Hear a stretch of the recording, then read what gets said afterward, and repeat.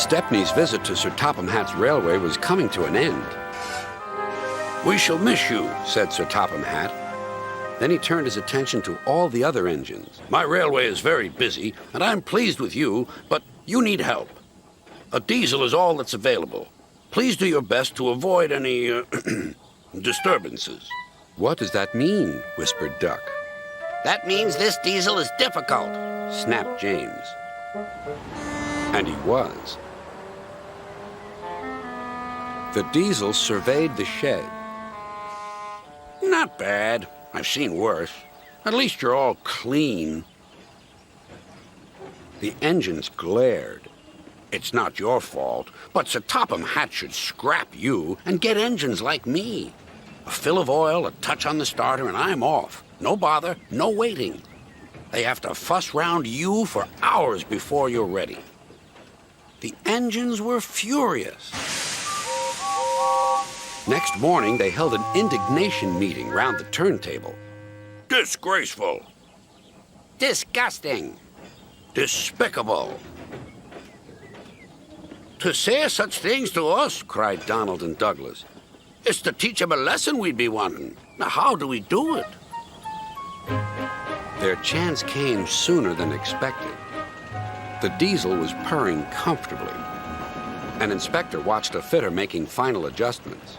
The wind tugged at the inspector's hat. The diesel was ready. "Look at me, Duck and Stepney. Now I'll show you something." He rolled proudly toward his coaches. Then it happened.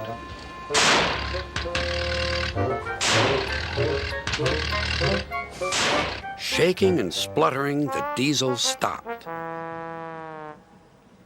Meanwhile, the inspector was looking for his hat. The diesel seethed with fury as Duck and Stepney pushed him back to the shed. "My hat!" exclaimed the inspector. "You've sucked it through your air intake." "Bother your hat. The heavy train's due out. You'll have to take it, Duck. Stepney, will you help, please?" "Thank you, sir," cried Stepney. "I'd like a good long run on my last day." The engines were soon ready. "Gordon will take over from halfway, so get the train to there. Good luck." "Don't worry," smiled Stepney. "We'll get there, and be early, too." The cavalcade moved carefully over the rails and out to the open line. "Now for a sprint," puffed Stepney. "I'm ready when you are," replied Duck. Soon they were whizzing through Edward Station. And next they charged at Gordon's Hill beyond.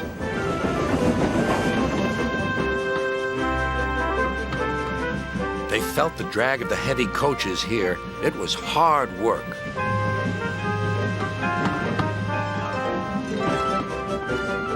At last they were running smoothly along the line toward the big station.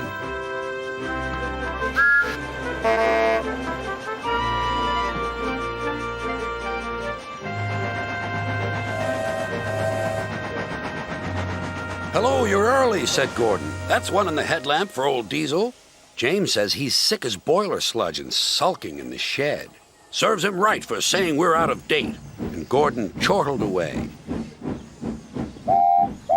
Next day, everyone came to say goodbye to Stepney. "Come back and see us soon," whistled the engines. "And you are always welcome on my Bluebell Railway, too," replied Stepney.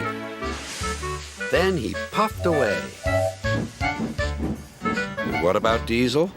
He'd slipped out while no one was looking. But he left two things behind: a rather nasty smell and a battered bowler hat.